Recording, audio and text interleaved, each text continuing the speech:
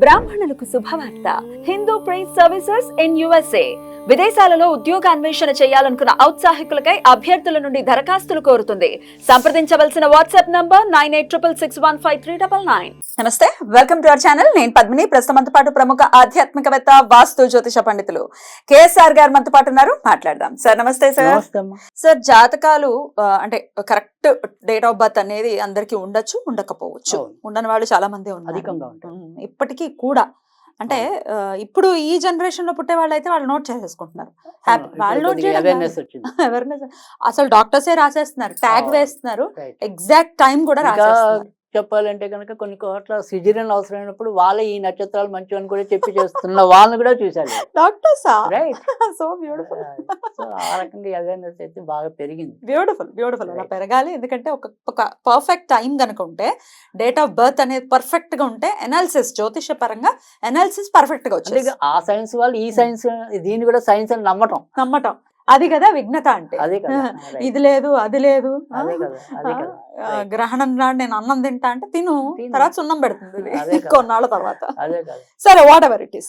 ఇప్పుడు నా ప్రశ్న ఏంటంటే సార్, ఈ ఒకవేళ మాకు డేట్ ఆఫ్ బర్త్ లేదండి, మరి మాకేమో కష్టాలు ఉన్నాయి ఆబ్వియస్ గా, మేము ఏ పూజ చేయాలో ఎలా చేయాలో మాకు అసలు కన్ఫ్యూజన్ ఉంది.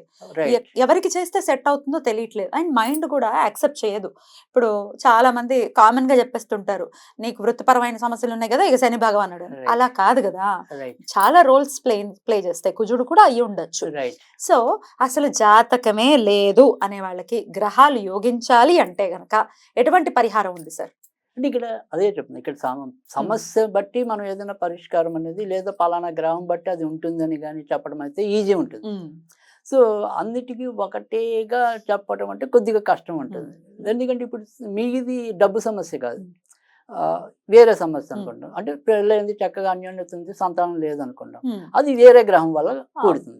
సో అన్నిటికీ ఒకేలాగా చెప్పలేము. అలా అంతేగా. అలా చెప్పటము అంటే కనుక ఏదో ఇవ్వటం అన్నట్టుగానే ఉంటుంది, కానీ 100% న్యాయం చేయగలుగుతామా లేదా అన్నది చెప్పలేము. సో అలా అంటే ఈ అన్ని గ్రహాలు బాగుండలేదు, ఇలా మీరు చెప్పినట్టుగా ఏదైనా తెలియదు అంటే కనుక దానికి కూడా ఒక పరిష్కారం అనేది ఉంది. కానీ ఆ పరిష్కారం ఎంతవరకు వర్కౌట్ అవుతుంది అనేది నేను చెప్పలేను. సరే సార్, అయితే నేనే అడుగుతాను. ఒక సెట్ ఆఫ్ ప్రాబ్లమ్స్ ఉంటాయి, జనరల్ ప్రాబ్లమ్స్ ఉంటాయి కదా, అవి నేను అడుగుతాను సార్.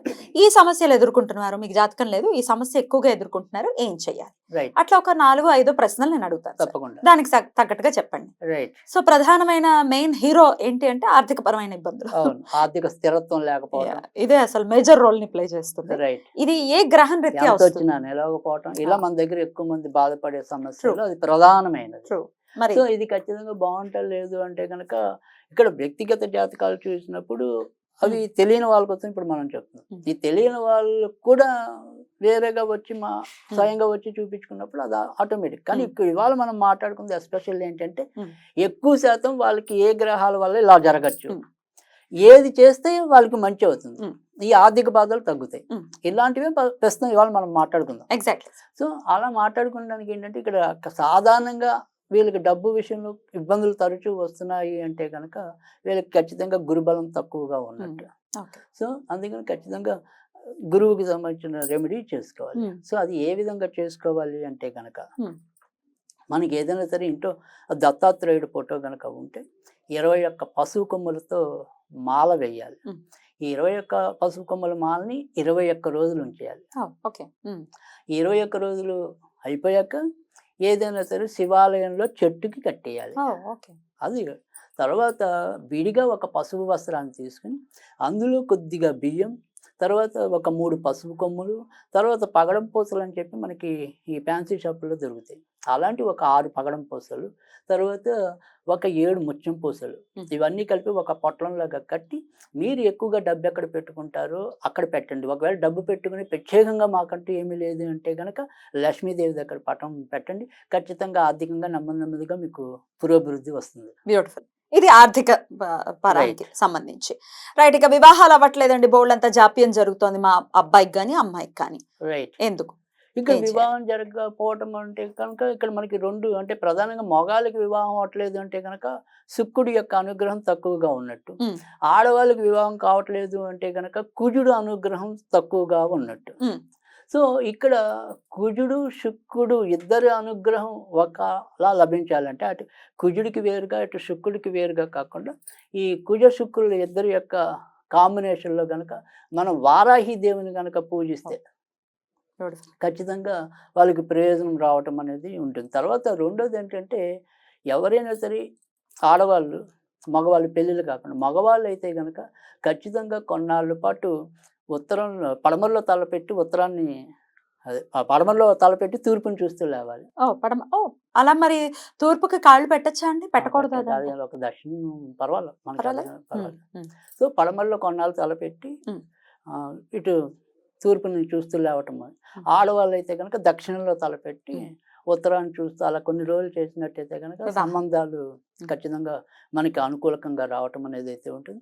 ఇంకా ఇందాక చెప్పుకున్నట్టు ఏంటంటే ఈ వారాహిదేవికి సంబంధించింది ఏదైనా సరే ఒక స్తోత్రం అనేది నిత్యం పఠించడం వల్ల కూడా తప్పకుండా మేలు జరుగుతుంది. ఏదో ఒకటి అష్టోత్తరం చదువుతారా, కవచం చదువుతారా, వాళ్ళ మంత్రం జపిస్తారా, అది వాళ్ళ ఇష్టం.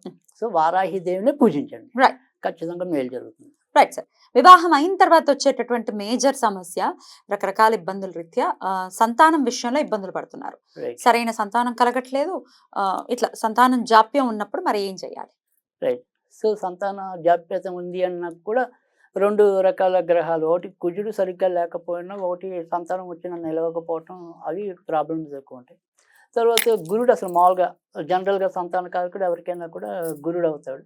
తర్వాత వచ్చేప్పటికి ఏంటంటే చాలామంది మనం చూసినంత వరకు కూడా ఈ రాహుకేతువుకి సంబంధించింది ఎక్కువ ప్రాబ్లం రావటం అనేది ఉంటుంది. కనుక ఎవరైతే సంతాన పరంగా ఎక్కువ ఇబ్బందులు ఎదుర్కొంటున్నారో వారు వాళ్ళ ఇంట్లో నైరుతిలో ఖచ్చితంగా వినాయకుడు బొమ్మ మట్టిది పెట్టాలి. మట్టిది. సో ఆ నైరుతిలో వినాయకుడు మట్టి బొమ్మ పెట్టుకోవాలి. తర్వాత వచ్చేప్పటికి ఏంటంటే ఏదైనా సరే శ్రీకృష్ణుడికి సంబంధించిన స్తోత్రం కానీ మంత్రం కానీ చదివి బుధవారాలు కొద్దిగా వెన్నపూస నివేదన చేయాలి. అలా చేసిన వినాయకుడు కదా శ్రీకృష్ణుడు బుధవారం వినాయకుడు విగ్రహం మటుకు ఓన్లీ రాహుకేతు దోషం అనే ఎఫెక్ట్ లేకుండా ఉండడానికి నైరుతిలో అక్కడ వినాయకుడిని పెట్టిస్తున్నాం. ఇంకా జనరల్ గా ఈ గురుడు కానీ ఇతరత్ర ఏదైనా గ్రహాల యొక్క తోడ్పాటు లేకపోతే వాళ్ళకి ఆ మేలు రావడం కోసం శ్రీకృష్ణుడు చేస్తున్నాం. ఇక్కడ సంతాన గోపాల వ్రతాలు కూడా చేసుకుంటుంటారు. సంతాన గోపాల వ్రతాలు ఇవన్నీ కొన్ని కష్టమైనవి కూడా చేసే వాళ్ళు ఉన్నారు. కానీ ఇక్కడ ఏంటంటే మీరు సంతాన గోపాల వ్రతం చేసినా కూడా అక్కడ రాహుకేతు దోషం ఉంటే పుట్టరు. సో అందుకని ఆ రాహుకేతు దోషం పోవడం కోసం నైరుతిలో వినాయకుడిది, అది కూడా మట్టి బొమ్మ పెట్టండి. అద్భుతం సార్. ఇంకొక సమస్య శత్రువులకు సంబంధించి, చీటికి మాటికి శత్రువులు మమ్మల్ని ఇబ్బంది పెడుతున్నారు. అసలు కొన్ని సందర్భాల్లో పక్కింటి వాళ్ళతో కూడా గొడవలు అయిపోతున్నాయండి. అసలు జస్ట్ దుమ్ము వచ్చిందనో లేకపోతే ఆకుపడిందనో కూడా చాలా మంది దెబ్బలాట్లాడే చిన్న చిన్న పొట్లాటలతో కూడా మనం ఆ మధ్య హత్యలు జరగడం కూడా చూసాం. బాబోయ్, శనికావేశంలో కాలమృత్యం మోస్తే వాళ్ళు చచ్చిపోవడం, అసలు పొద్దున్న లేచిన వెంటనే వచ్చిందని చెప్పి అలా క్షణికావేశానికి లోన వాళ్ళని ఎంతమందినో చూసాం. కుక్క అరుస్తోందని గొడవ పెట్టుకుంటూ ఉంటారు. కుక్క అరవకి ఎవరు అరుస్తారు? సరే, ఎనీవేస్, అయితే ఈ శత్రువుల నుంచి ఇబ్బందులు పోవాలి అని అంటే ఏం చేయాలి? అది ఖచ్చితంగా కుజుడికి సంబంధించిన రక్ష తక్కువగా ఉందని చెప్పి అనుకోవాలి. సరే, ఇంకా జాతకాల్లోకి వచ్చేప్పుడు ఖచ్చితంగా మనం తృతీయాధిపతిని కూడా చూడటం అనేది అయితే ఉంటుంది. సరే, జనరల్గా రెమెడీ అయితే మాత్రం కుజుడికి సంబంధించింది తీసుకోవాలి. సో ఇక్కడ ఈ కుజుడికి సంబంధించిన రెమెడీస్ ఏంటంటే ఖచ్చితంగా వాళ్ళ ఇంట్లో ఏదైతే దక్షిణ స్థానం ఏదైతే ఉంటుందో ఆ దక్షిణ స్థానంలో ఖచ్చితంగా సింధూరం రంగులో ఉండే ఆంజనేయుడిది ఏదైనా సరే చిత్రపటం పెట్టండి. అద్భుతం. దక్షిణం అంటే మనకి వంటిల్లు వస్తుంది సాధారణంగా, అంతేనండి? ఆగ్నేయం తర్వాత పక్కనే కదా ఏదైనా సరే ఆ గదికుంటే దక్షిణంలో మనకి సాధారణంగా సెల్ఫ్లు ఇస్తాడు ఎక్కువ. అవును, పడమరలో కానీ దక్షిణంలో కానీ సెల్ఫ్లు ఇస్తారు ఎక్కువ మనకి. అవును, లేకపోతే వాష్ ఏరియా కూడా దక్షిణంలో వస్తుంది కదా, అక్కడికంటే బయట మనం గదుల్లో మరి అప్పుడు ఆగ్నేయంలో పెట్టచ్చా? ఆ దక్షిణ ఆగ్నేయం అయితే పెట్టాలి, తూర్పు ఆగ్నేయం పనికిరాదు, పెట్టకూడదు. ఓకే, దక్షిణ ఆగ్నేయంలో పెట్టుకోండి. రైట్, తూర్పు ఆగ్నేయం పనికిరాదు. సో అలా పెట్టండి. తర్వాత రెండోది ఏంటంటే చేయవలసింది, ఎక్కడైనా సరే ఆంజనేయ స్వామికి సింధూరం అనేది ఒక 7 మంగళవారాలు కొద్దిగా భుజాలకి రాసి రండి. గుళ్ళో కానీ వాళ్ళకి ఎక్కడ అందుబాటులో ఉంటే అక్కడ ఇంట్లో ఆంజనేయ స్వామి విగ్రహం ఉంటే అక్కడే సింధూరం తెచ్చి ఆయన పాదాలు చాలా మంది తెలియక పాదాలు మొక్కుతూ ఉంటారు. కానీ ఆంజనేయుడు ఎప్పుడు కూడా బాహువులు పూజించాలి. సో ఈయనకి పాదాలని పూజించకూడదు. అది మామూలుగా పురాణాల్లో చెప్పింది ఏంటంటే ఆ పాదాలు సెంతొక్కిన పాదాలు కాబట్టి మనం సృష్టించకూడదు. ఆయన బాహువులు చాలా బలమైనవి కాబట్టి, శక్తివంతమైనవి కాబట్టి, పూజనీయం కాబట్టి అక్కడ రాముడు లక్ష్మణుడు కూర్చోబెట్టుకుని ఆయన పరుగులు తీశాడు. సో అందుకని బాహువుల్ని పూజించాలి అని చెప్పి, అందుకని ఆయనని బాహువుల్ని పూజిస్తేనే మనకి చాలా తొందరగా ఫలితం వస్తుంది. సో అది తెలిసి ఈ 4-5 అనుకుంటాం, కానీ ప్రజలకు ఉండే సమస్యలు అనేకం ఉంటాయి కదా, రకరకాల కోణాలు ఉంటాయి. ఇది సర్వసాధారణంగా ఉండేవి కాబట్టి నేను అడిగాను. నెక్స్ట్ వీడియోస్ లో మీకుండే పర్సనల్ ప్రాబ్లమ్స్ ని డెఫినెట్ గా, అంటే పర్సనల్ అంటే మీరు చెప్పుకోదగినవి ఏవైతే ఉంటాయో నేను ఖచ్చితంగా అడిగే ప్రయత్నం చేస్తాను. కమెంట్ చేయండి. రైట్ సార్, చాలా బ్యూటిఫుల్ గా ఎక్స్ప్లెయిన్ చేశారు. కృతజ్ఞతలు సార్. నమస్తే.